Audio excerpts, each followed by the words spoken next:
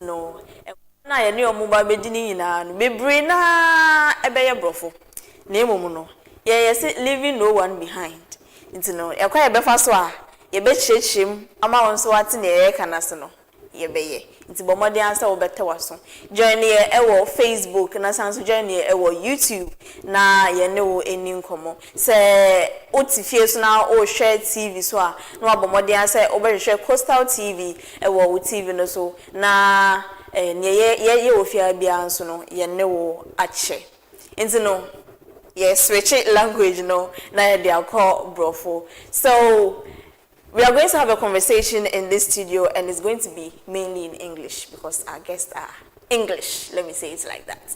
Yeah, they will not understand it if I say "Mohon saying," or you will understand it. Kakra. Okay, so I have to switch the dialect to make sure that they understand what we are doing in the studio, and then they understand the interview questions. And we are going to talk about a program that's going to happen on Saturday, God willing, and it's going to be the Saturday, 23rd of May, 2026 at School of Graduate Studies, SGS Auditorium at UCC. And it says the African Liberation Day celebration. That's what's going to happen on Saturday, God willing. So make sure that you take notes and you are present for this particular program because it's very, very important, as always, as usual. Yeah. So my guest today, I have Maurice S. Biggest, right? Is it professor? Is it doctor? No. None of them. Private citizen. Okay. So I have Maurice S. Biggest III, and he is the founder and CEO of the Royal Ghana Foundation, and it's an NGO. And I also have Dr. Mario NISBETT, Director for Center for African and International Studies, UCC. Thank you all so much for being here. You all came very early, and I'm so glad that you were able to wait until this time. Thank you so much. I really appreciate your time and your patience. Thank you so much. Thank you. So the program that's happening this Saturday, I mean, it's termed the African Liberation Celebration, but most of us don't really know what it's about. So I'm going to need you to explain what the program is about, the ideology behind it, and the objective for this particular one that's happening on Saturday. So that's what I'm going to need you to do. So I'm going to start from you, Dr. Mario, and then you give us something little about what we are supposed to know about the program. Okay, right. So thank you for having me. You're welcome. Yes, so in terms of African liberation, then maybe I give some context. African Liberation Day is also known as African Union Day or Africa Day. Oh, okay. So it's, for some of the listeners, they may know this as a celebration that was started, particularly with the African Union, Organization of African Unity in 1966. When the organization was formed, they had a celebration May 25th every year since 1963, since the organization was formed.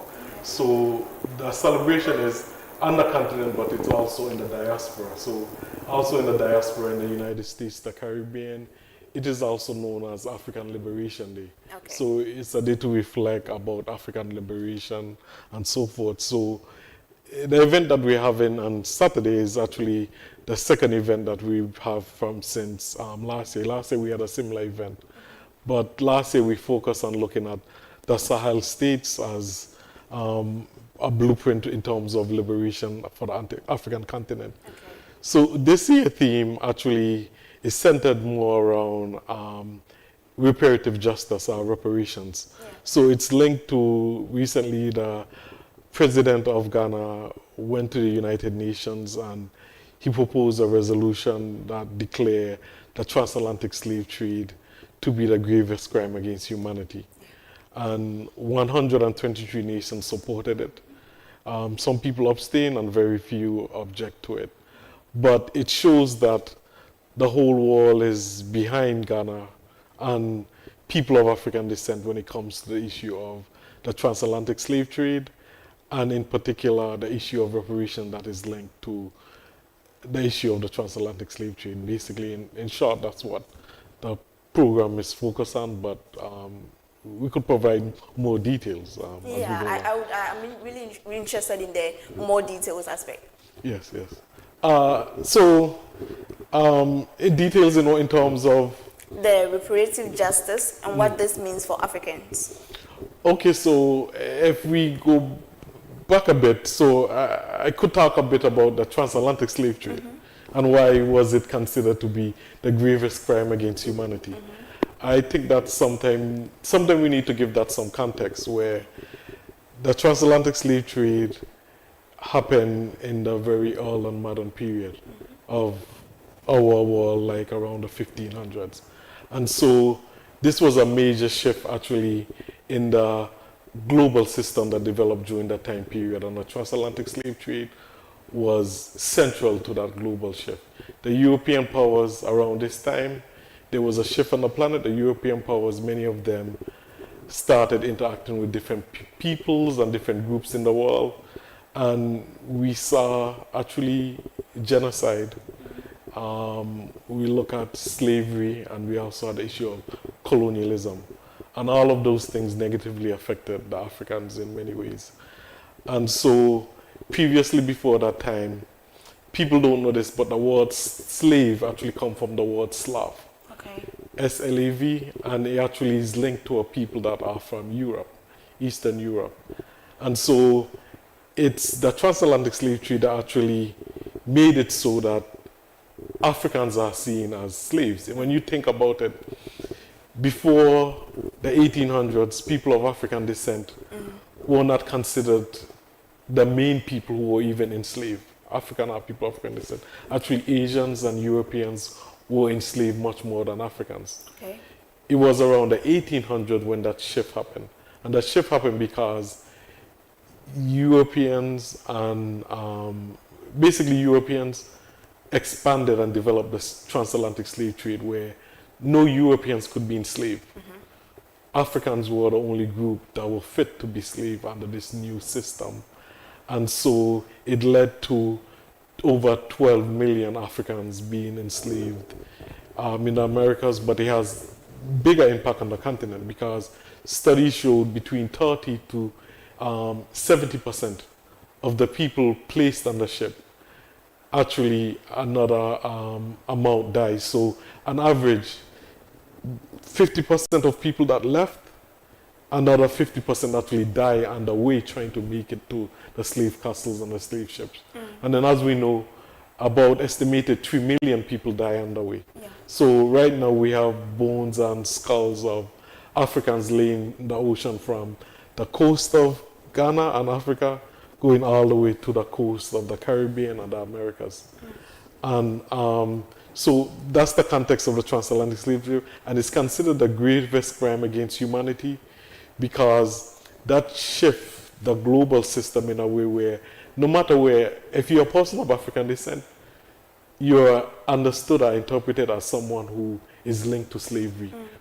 Even if your ancestors owned slave, ironically, you still are linked with slavery. Everywhere people of African descent go, no matter where they go on the planet, they are treated as inferior or subhuman. Whether they go to China, whether they go to Europe, whether they go to the United States, even in the Caribbean, where I'm from, the idea of people of African descent is sometimes devalued while ideas of Europeans are elevated. And so this shift led to a racialization of Africans as being an inferior group, and it created a system that enforces it. And that system is still continuing today as we speak. And so that call of referring to the transatlantic slave trade as the greatest crime against humanity is an effort to also bring up the issue of reparative justice. So sometimes we use the word reparations, but I prefer using the word actually reparative justice, where it's not issue of, where people think of it as in terms of aid or you owe or paying back. Yeah. No, I think it's much more complex. And when it comes to reparative, is repair something that has happened that was bad, and justice in terms of finding equality, finding justice, basically. And so in terms of reparative justice, it is not monetary alone, although I think the issue of money cannot be taken out of it. It's much more in terms of, the example that I usually give is, if something happened, if someone, you're walking on the street and someone hit you by accident. The idea is that this person, if they're really sorry, they apologize for hitting you by accident, and they ask if you need to go to the hospital, and they take you to the hospital, and if the bill is certain amount, they'll be willing to pay it because they committed something that was wrong and they acknowledge it, and they find a way of repairing it. If I'm okay and I'm not damaged in any way, and I could pay the bill myself, maybe I could say, it's okay, I have my car there, thank you for your concern, and I understand it's an accident. And these things happen. You know, like, there's a conversation about it, and ways of finding a solution that is mutually beneficial for both people, especially the person who were injured in the incident. And so this is what reparations is about. So it's very much complicated. If you even look at the situation in Israel after the Holocaust of the Jewish people, part of the reparations was actually every German learning what their ancestors did in terms of killing the Jews. So reparations is not only necessarily for even the African, it's for the people who continue to profit from it, and a just system continue in the world. So it's an effort to have a conversation and rectify those issues. Because what we have had before is that something was done wrong, someone feeling injustice was done, and so the goal is, when I finally get on top, I commit the same thing to the person that did it to me. But we're asking for a world that is much more open, and a way that we could repair the issues, the problems, in dialogue, in an open way. So. Okay, so that's all about the reparative justice. I was thinking, so, you know, in the generation that we are in right now, there are lots of the young people right now that do not really understand the extent of the damage that was done to Africans during those slavery era. So how do you make somebody in this generation see what we are talking about, to even understand that there is a need for a reparative justice? Let me throw that to you. Thank you. I think your question was around how do we communicate to the youth of Africa, to the youth of Ghana, to the youth of the world, that a grave injustice has occurred and that we are currently being afflicted by it, even if we don't know it. And then how do we then explain to them, then, since this wrong has happened to us, that the people who caused the harm to us should now do what they can to help repair and fix what has been broken. So if we look at Africa, right, and here in Ghana, Ghana had its kings, it had its traditional leaders, its traditional rulers, and everyone had their territory, they had their land, and they had their families, and the society was going along quite fine until it was interrupted by an outside force. And that outside force was the coming of the Europeans to Elmina in the 1440s. And what happened then? We began to trade and do business with the Europeans, the Portuguese. And that trade eventually led to the taking of African men and women, children, from their homes forcibly and transported to these dungeons that we see here, like the Cape Coast Slave Dungeon, held for 3 months in the dungeon.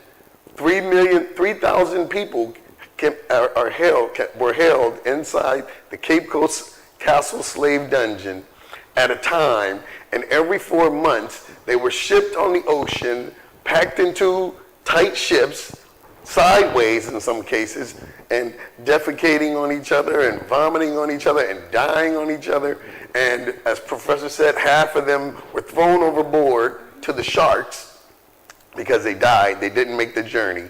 And then when they got to the other side, to the United States, to the Caribbean islands, to Brazil, to South and Central America, Mexico, they were then maltreated.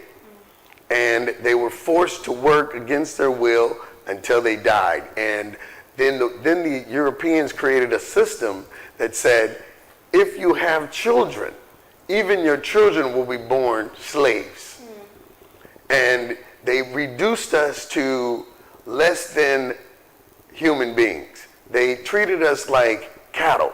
They treated us as their property, right? And you can do whatever you want with your car, right? If you want to beat your car, if you want to crash your car, if you want to drive your car off a cliff, you can do whatever you want. And that's how they treated human beings. Now, how did that impact the people here in Africa? Well, it disrupted the whole society. Some kings were captured. In fact, at the Elmina slave dungeon, they had the Asantehene held captive there, of the Kumasi, of the Ashanti people. They also had Queen Mother Ya Santawa held captive there, and they banished them. We just learned from President Mahama that one of the kings of the Ahunta people who resisted the colonizers, the Dutch in this case, they cut off his head, sent it to Europe, and put it in a jar and place it in a museum, and they just recently, after hundreds of years, sent it back here to Ghana. And we noted that this kind of disruption to the society, when you lose your farmers and your brick masons and your architects and your engineers and your seamstresses and your tailors and your teenagers, and they're captured and they're taken, that disrupts the entire society. We talk about the 12 million people that allegedly made the voyage across the seas to who eventually became enslaved, but we don't talk about the millions that died here resisting the colonizers, resisting the slave catchers. I went to the eastern region, and in the eastern region, I met with the Akuapem people and the Ewe people, and they said they moved to those mountains to escape and to get a higher vantage point on the slave raiders and the Europeans. So that way, if anyone tried to attack them, they would see them coming. There are whole villages right now here in Ghana that are on stilts. They live in the water because they moved there so that they could detect the Europeans or any slave catchers trying to come and take them. So it totally disrupted this whole society, the fabric of African society in the world for hundreds of years. And we haven't recovered from it to this day. And so what I'm saying to the young brothers and sisters is that your way of life was overturned. And the systems that you had in place that you used to live by were, they taught us to think of ourselves as less than, right? They told us that everything that our ancestors and our elders taught us was wrong. It was witchcraft. Don't practice your traditional religion. And then they gave us their religion, and they gave us their gods, and they gave us their ways, and their clothing, and they put their mind inside of us, and they made us believe that they were better than we were, and that their ancestors were more worthy of praise and honor than ours. And it totally disrupted our way of life. And for those of us who were the actual victims, well, we were all victims. We were all victimized, right? Because later they're capturing African people, and they armed both sides. They would give the Fanti guns and have the Fanti fight against the Ashanti, and then whoever won, they take the prisoners and sell them to the Europeans. Some of us were those prisoners, and some of us were just, a young boy and girl that went to the well to get some water, and they were captured and drug off And I went to the northern part of Ghana, right? I went up to past Tamale. I've been to Wa. I've been to Bokatanga. I've been to Paga. I've been to Bono region. I've been to Kumasi. I've been to Tamale. And what they told me in the north was that no man would go to the market and buy a sick cow. Yeah. No man would go to the market and buy a lame goat. Yeah. So they only took the strongest. So if you were strong enough, and they also, because we allowed the missionaries to travel freely around Africa for hundreds of years, these missionaries were actually spies. And they were sending back intelligence to Europe saying, this is where the best farmland is. This is where the best waterways are. This is where the gold is. This tribe has a problem with this tribe. These people they learned our languages, they learned everything about us, and they sent that information back over to Europe. And then in 1884 and 1885, at the Berlin Conference, they call it, the European nations got together and decided that they would carve Africa up amongst themselves. And so they attacked us from all sides. Okay, so what we have now is the British took Ghana. The British took Nigeria. That's why we speak English in those countries. The British took Kenya. That's why they speak English in Kenya. And the French, as we know, took most of North Africa. Yeah. As you know, we're surrounded by French-speaking countries right here in Ghana today. And French is not our original language. English is not our original language. We are speaking the language of our conquerors, of the colonizers, of the Europeans. So if you need to know what the impact was, the impact is that right now, I, an African man, clearly of African descent, cannot speak my native tongue. Yeah. We speak the Europeans' language, right? And all my dreams are in English. So they've replaced my African mind with a European mind. But thanks be to God, you know, that African liberation to me is more than just the physical liberation of the land, which we did with the Osajifo, Dr. Kwame Nkrumah in 1957 when Ghana became free forever. Yeah. Right? Yeah. Okay. And then he said that, Osajifo said that the liberation of Ghana is meaningless unless it's linked to the total liberation of the African continent. And not only should the colonizers go away, but then we must unite together and become one United States of Africa. Yeah. Okay? And we should have one central government. We should have one military. We should have one currency. And so that way we can protect each other, and we can, you know, leverage our economies of scale and scope in doing business with the outsiders and with the Europeans and with the Chinese and with the Japanese, instead of being 54 or 55 individual countries and we didn't even draw these boundaries. No.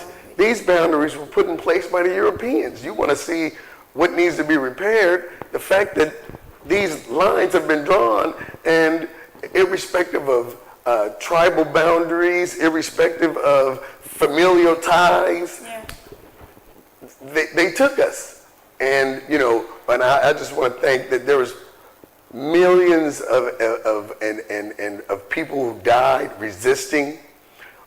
We fought. There was a lot of brave generals whose names we'll never know who died on the battlefield trying to resist the colonizers. So we say the number is more like 100 million, not 12 million. That's the number that they give us. But we say it was 100 million because in one battle in South Africa, the Europeans, using the machine gun, the Gatling gun, the early version of the machine gun was the Gatling gun, they killed over 40,000 Zulu warriors in one battle in one day. 40,000 men dead in one day. And that's how they were able to take South Africa. You know, I was having a conversation with one of my bosses, and she was saying that Yes, all these things were done. We are not saying that they were not done. Yes. All these things are things that happened, but they are in the past now. It's been decades since we even gained independence, and all these things are in the past. Shouldn't we just let sleeping dogs lie? Why do we have to remind ourselves of the pain and have a conversation about reparative justice where, you know, there might not even be any right step in any action in that direction? Why do we have to remind ourselves of all this pain? Shouldn't we just let it go? Well, I jump in. So, yes, I think it's something that is still affecting us. So in terms of also giving some context, there's a book called Capitalism and Slavery, and that book argues that the industrialization of Europe was based on the enslavement of the African. Okay. Without the enslavement of the African, it wouldn't be able to industrialize. So his argument is that when the European realized that they're treating another human being like themselves, less than human and subhuman, they wanted to justify it. We use enslaved people to do things and they're human just like us. How do we justify it? We justify it by saying they are not really humans. They are not really equal to us. They are less than humans. And that ideology and philosophy is everywhere on the planet when people see Africans. Africans are still today. If an African goes to the United States right now, you will be paid less than a European, even though you're doing the very same job. You have a higher chance of dying by the police because you're African. So, so there's multiple effects. And in terms of Eric Williams' argument, it was further developed by Joseph Inakori, who also argued that after using Africans to produce the Industrial Revolution, you have an Industrial Revolution, you're able to produce, say for example, England, you're able to produce 1 million shirts in a day or a few days. You need a market to sell the thing because you can't buy all the shirts yourself. So he argues that for really industrialization to fully take place, actually you need to create a market. And so what the Europeans did, they went around the planet destroying markets all over the world so that they could sell their product. And they maintain global power by making sure that they're able to sell the product. For example, you have in East Africa, where the Africans before the Europeans came, during the modern era, Africans were trading with China, India, Indonesia. What the European did was destroy the cities in those places, and they made themselves middlemen, so that they buy things from Africans and then they sell it to the Asians, buy things from the Asians and sell it to the Africans. So they created a global system with them at the center, using violence, using genocide, and then they came and colonized the planet. And sometimes we are taught, even in our educational system, there was some positive and negative of colonialism. You cannot have positive and negative of, say, if somebody rape you or somebody harm you. You can't say there's positive and negative. Really, if a child is born out of the rape, we are not saying that child is bad. But the condition that produced it, we have to condemn that. That should not happen. And so these effects of what happened during this time period is still with us, and they created a system where they often tell you that the European bring African into the global market and so forth. But Ghana, gold was coming from Ghana, especially Bono region, going to the Mali Empire, and most of the gold in Europe came from Africa during the Middle Ages, before the European came on the coast. What the Europeans did, they repositioned Africa in the global system as producing raw resources. So when you see Ghana selling cocoa, they tell you that, oh, that's the market price of cocoa, but really, it's the Europeans telling Ghanaians and other people in Africa, you produce something, we are going to tell you how much we are going to buy it for. Listen, so you have imagine going to a market and you telling the market woman how much you will buy the item for. But not only that too, they also have a way where the system, also where they could control our currency. They devalue our currency so that $1 is equal to 12 cedis or so forth. It's a global system that creates that, with the European putting themselves at the center, using violence, using colonialism, using genocide to maintain that power. So that system is still structured there. So when Africans try to change that system, when we have leaders like Kwame Nkrumah, like Patrice Lumumba, they end up killing them, removing them from power. And so these are issues that are there that I still think are affecting us, but also too, sometimes what is not brought up in the conversation when it comes to the Caribbean, especially Haiti, where I'm from in the Caribbean, St. Kitts and Nevis. When our ancestors were free from slavery, the UK government paid reparations to the slaveholders. And they paid that reparation up until 2015. That was about 10 years ago. Yeah. So we say it's long far and gone, but up to 2015, they're still paying the slave owner for what they claim that the slave owner lost his property, so we should pay the slave owner. And that meant that if you had a Ghanaian relative living in Ghana in 2014, they were paying slave owners that they didn't have anything to do with the enslavement of the African in that Caribbean, but yet they would have to still pay for it. And also too, we have the situation in Haiti where the French government came to Haiti and forced Haitian people to pay the slave owner what the equivalent of $20 billion for they losing their slaves. And when the Haitian people went in 2004, 20 years after their independence, demanding that money back, the French, the Americans, and Canada overthrew that government. So the effects are still happening here every time Africans. So even this attempt where we talk about reparations, the reaction, you see the reaction of the European for asking for reparations, saying it's long gone and all of this. But if it's long gone, how do we explain in 2015 that they still were paying the slave owners who were all dead? They were all dead. Yeah. You know, but the issue too that we bring up, why we bring up reparations, is also too what is important. The global system is shifting. Like 1492, the world shaped in a certain way.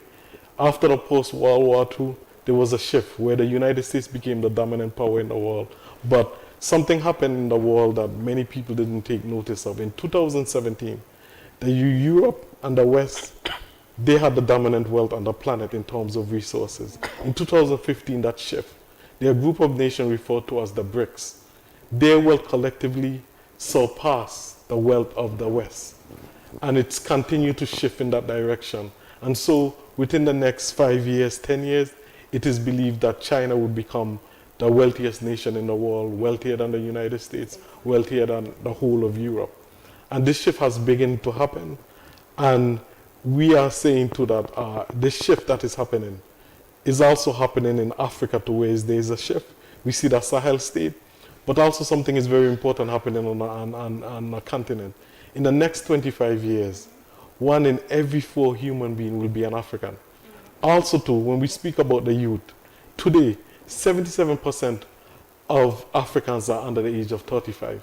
That's a very young population. Yeah. But also too, we have the issue too of where this population, in terms of jobs and opportunity, is not there. Many youths in the Caribbean and Africa wants to go to Europe, but they are declining. Our population increasing. In parts of Europe, some people are having, like, you know, if you have a couple, you need to have one child, you need to have 2 children to replace the 2 people. If you have 1 child, it means the next generation will be half of what the current generation is. And in many parts of Europe, some of them are only having 1 children, some of them are having children. Yeah. So their population is also going down. Yeah. So they are also concerned about Africans coming to their places where their numbers are increasing, but their numbers are dwindling. So all of these things that are happening in the world, it becomes of an issue because Europeans maintain their wealth through exploiting Africa, and that exploitation continues today. So the problems that we face in Africa, I'm not saying all of it is external, but one of the major problems that Africa faces in terms of resources, if you look, for example, at Niger, Niger sells uranium, the raw resource of uranium, to France at such a low price, and it helped to make sure that they have electricity all over France. That same uranium, if it's used in Niger, everybody in Niger will be able to have electricity. But we have a relationship in the world, in a global system, where it's unequal and uneven, and violence is used to keep that system in place. And so when we speak about reparations, we are saying we want to have a discussion about justice that happened in the past, but also continue today. So if Ghana is selling cocoa, for example, the oil that was discovered in Ghana, in the western region, 90% of it is owned by foreigners. In the United States, I believe if a foreigner owned 90% of something that the United States own, they would let that resources stay in the ground until their children figure out how to use it. But when you have a system where foreigners own 90% of your own resources, you do not make profit from it. There's a very few people might make profit from it, but the vast majority won't. When we talk about cocoa industry, the cocoa chocolate industry is a $100 billion industry. Between Ghana and Ivory Coast, who produce about 80 to 90% of the cocoa, they make about 4 to 8% of the profit. You have a global system that operates that way. And that global system is in place. And it was produced during the colonial period. And the transatlantic slave trade was the genesis of this inequality. And so the issue of the transatlantic slave trade being the greatest crime of humanity and the call for reparations, they are closely linked. And we are calling for reparations not to say that we want to destroy the European. We want to build a world that is different, that is made up of greater equity, equality, and through the conversation of reparative justice that can be done. There's another way. There's also another way, and we have seen that another way. There's another way in terms of using violence to reorder the world system. Yeah. But we as Pan-Africanists, we believe that we should change the global system, the world system, in a way that it benefits the whole of humanity. We don't want to create a hierarchy again where the black man is at the top and woman at the top and then the white people at the bottom.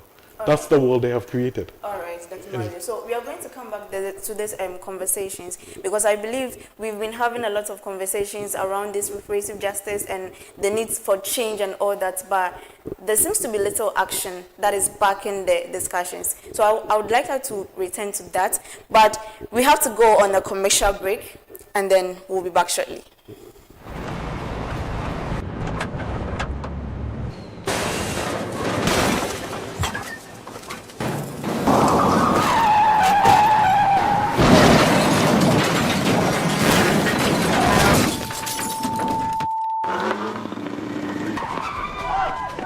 National Petroleum Authority say, Mawabambo hu hiya ukane. Ain't no, stay back and stay safe.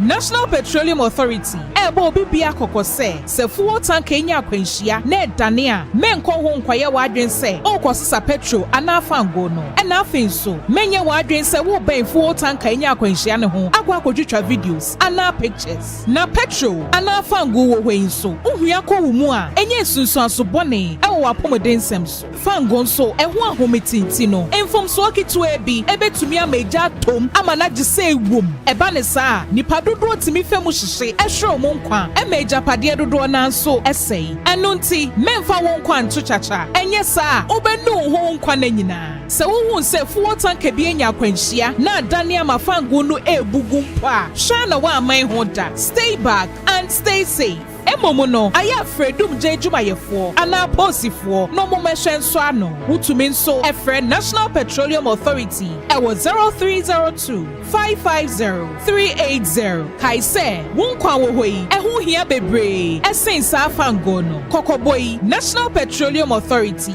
enede bro.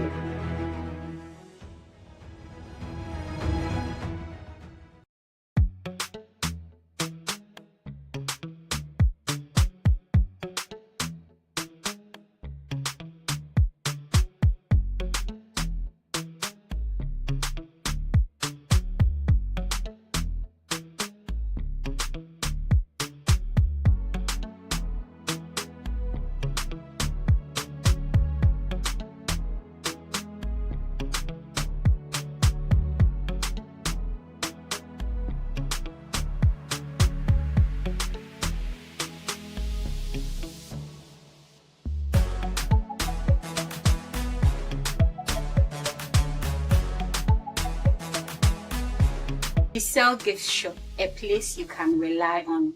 You call on us and we will deliver. Thank you.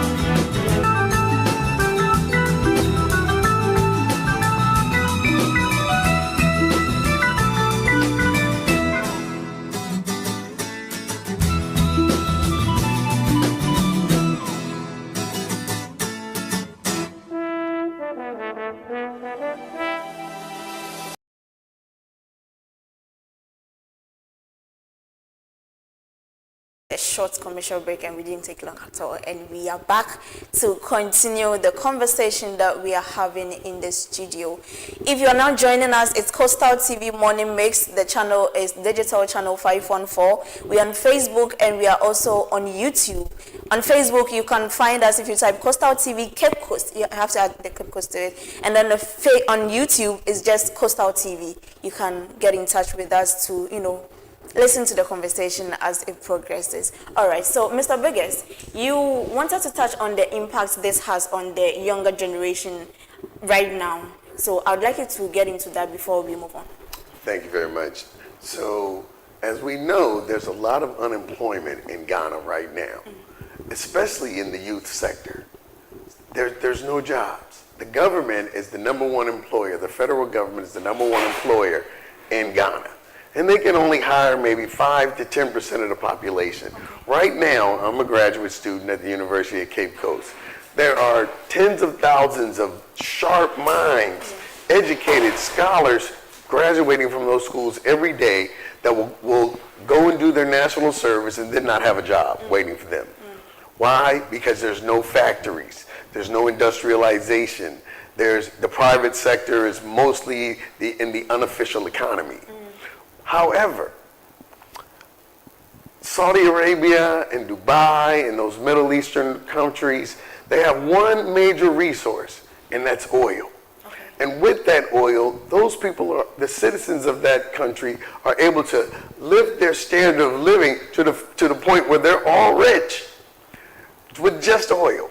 Well, Ghana has oil, Ghana has gold, Ghana has cocoa, Ghana has bauxite, Ghana has cobalt, Ghana has timber. Yeah. Ghana has lithium. Lithium is a key ingredient in all of the electric vehicles in the world today. And Ghana has farmland. Ghana has water. Those are deserts. They don't even have their own water. Yeah. But they are able to live a higher lifestyle and a higher standard of living than we in Ghana. When we've got 10 natural resources that we just named right now, and most of us don't have running water in our homes.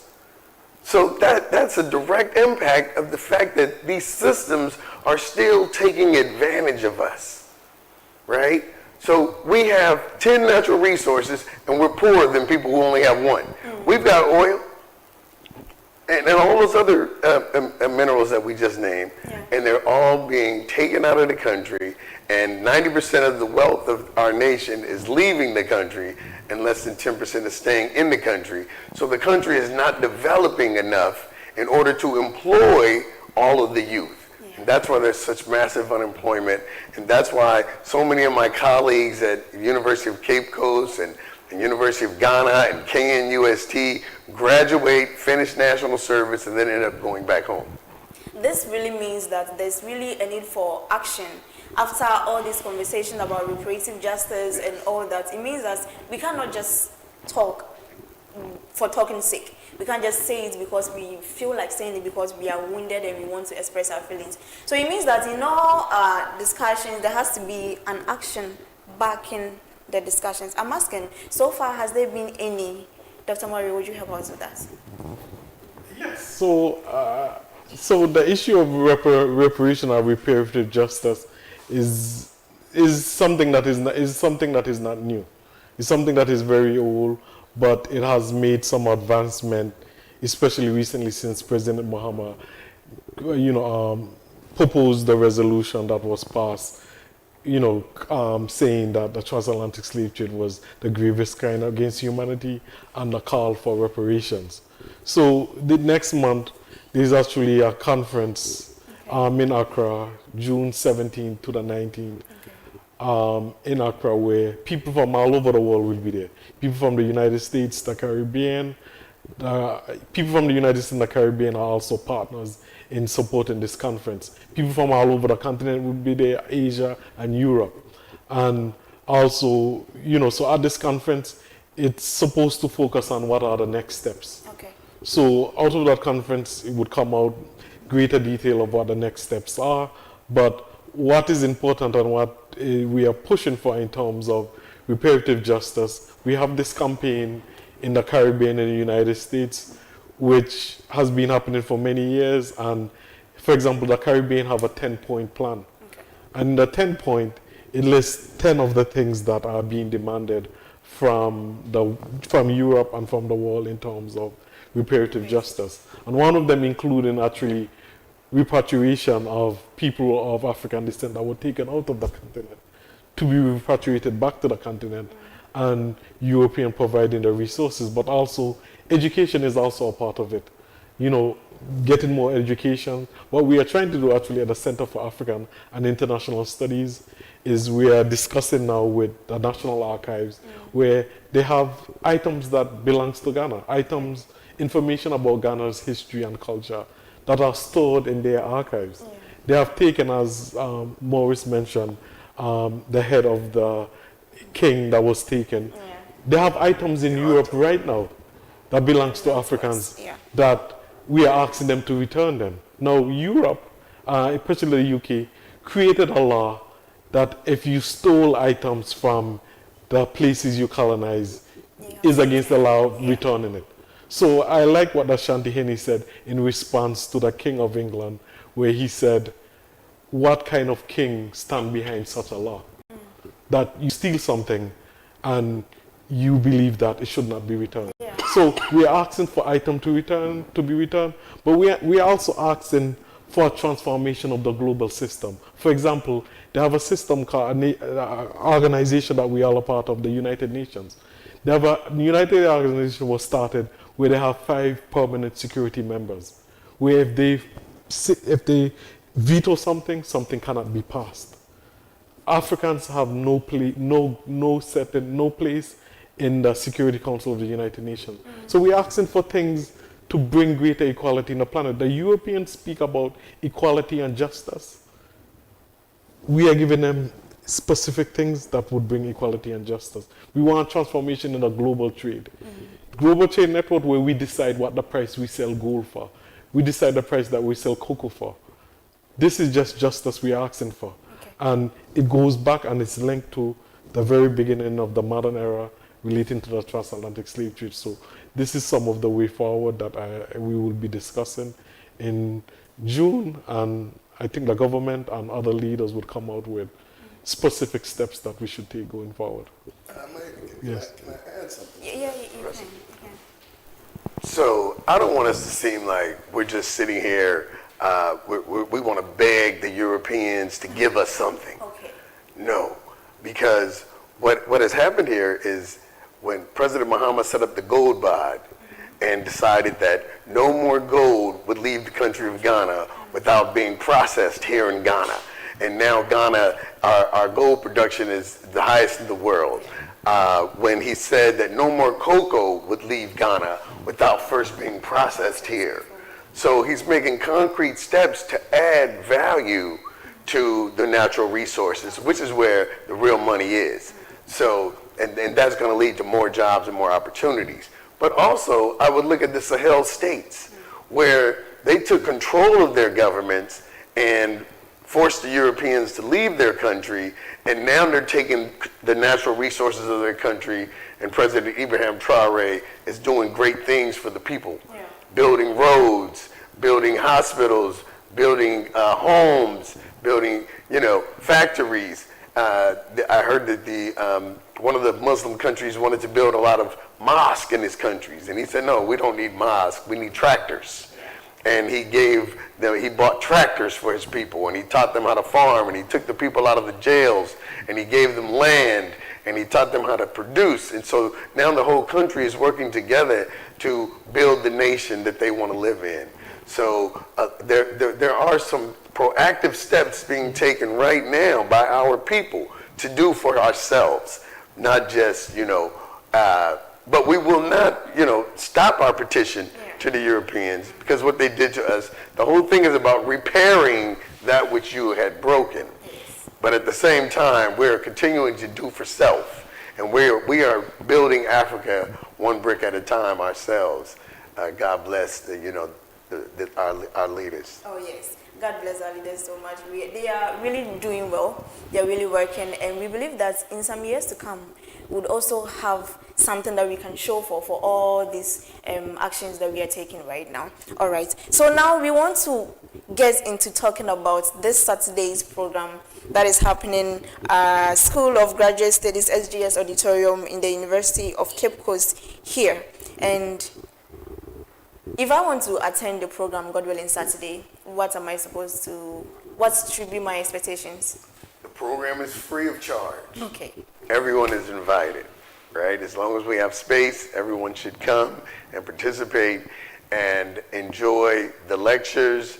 And we have a full program. We have partners. Our partners are the Real Ghana Foundation, the Panifest Foundation, GPAM, the Global Pan-African Movement, and CRAG, the Central Region African Ascendants Association of Ghana. These folks have put together, we've donated resources, we've collected monies, we've created an entire program, and we'd be happy to see all of you come and join us on Saturday. Okay. And some of the leaders that will be attending? Yes, and some of the keynote speakers we have, as you can see on the screen, the acting VC who has recently been appointed actually to become the VC in August. Yeah. Vice Chancellor. Yeah. Yes, VC Vice Chancellor will be, is the invited guest. We also have the Minister of Foreign Affairs, Samuel Ablakwa, Honorable Samuel Ablakwa. He will be there. And also we invited Minister Prescott. He's from Barbados in the Caribbean, a country that is very supportive of reparative justice, and recently it became a republic from being part of the Commonwealth. And he's Minister of Pan-African and Affairs and Heritage. He'll also be a speaker at the event. And so we brought in these key individuals who play a role in terms of issues of reparations in Ghana and also outside of Ghana. But the message we really want to depart, and we invited a lot of youths to come to the event, is that, as I mentioned before, 77% of the population on the continent are below the age of 35. The 1 in 4 African in the next 25 years will be, 1 person rather, in 4 would be, 1 in 4 human being would be an African in the next years. So the world is moving, and the center of the world is moving towards Africa. And so we want to prepare the youths in terms of knowing that the future is, we are in a transition period. Yeah.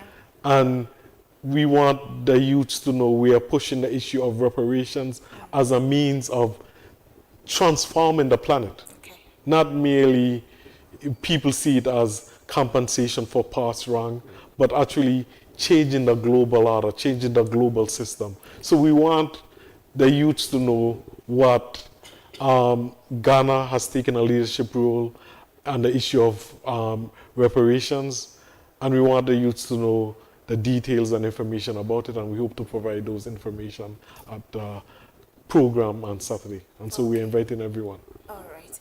So, like you said, you want a lot of the youth to attend this particular program.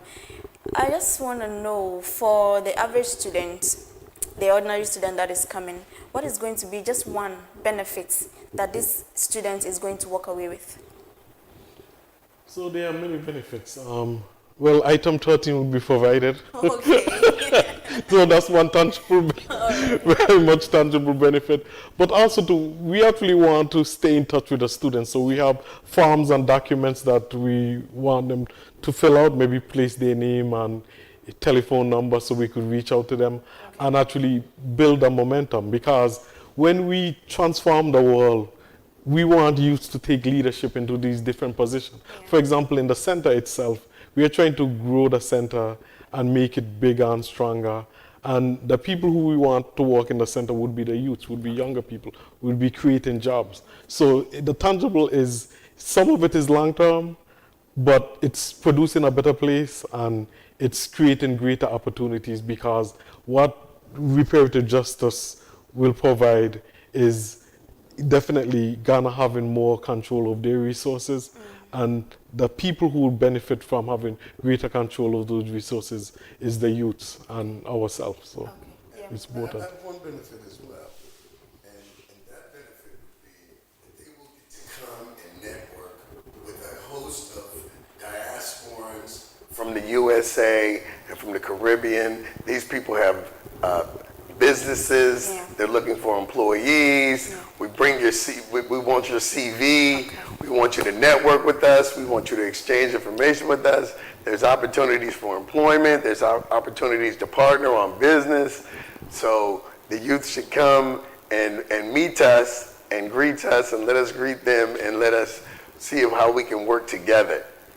All right, this definitely means that I shouldn't miss it at all. Yes. I'm going to get my dress ready, and I'll make sure that on Saturday I am there, live and colored. So let's all make it a point to be at UCC, the SGS Auditorium, on Saturday, the 23rd of May, 2026. And make sure that you don't miss it. The time is 2 p.m. 2 p.m., right? Yes. Yeah, 2 p.m. So make sure that you don't miss it so that, you know, all these sweet opportunities that they're talking about, you don't miss out on them. Apart from that, you also get to learn something about being African. So let's all make it a point to be there. I would like to extend this conversation so that we have a long one, but time will not permit us. So this is where we are going to end our conversation. And we are also looking forward to be there, God willing, Saturday to experience what you have to offer, especially as the youth. So thank you so much for making it to the program today. Before we go, it's a tradition over here that you have to, you know, extend a greeting to somebody, anybody at all before we allow you to go. So if there's anybody like that in mind, you can extend a greeting to them. Okay, so I start then. I send a greeting to my wife, Rose, Mary, and my 2 children. I would like to, yes, greetings. I would like to extend the greetings also to my wife, Corinne, hi honey, and my children, Seth, Okatechi, and Doris. And I would also like to extend a shout out to the diaspora here in Ghana, to the African American Association of Ghana, to Craig, the Central Region African Ascendants Association of Ghana, to all of our brothers that are the Pan-Africanists that have come here, that repatriated here to Mother Ghana. I greet you, I salute you, God bless you. All right, God bless you too for coming. Like I said, you came right on time. I really like the punctuality. I like it when I'm working with people and they respect their time. I like that. So thank you very much for making it to our studios. We are really glad. You've taught us a lot today. Personally, I've learned a lot. So I also believe that our viewers have also learned a lot today. So we really appreciate your time. And this is where we bring the conversation, the African Liberation Day celebrations conversation, to an end. But we have a lot in store for you, so make sure that you stay tuned and we'll be right back.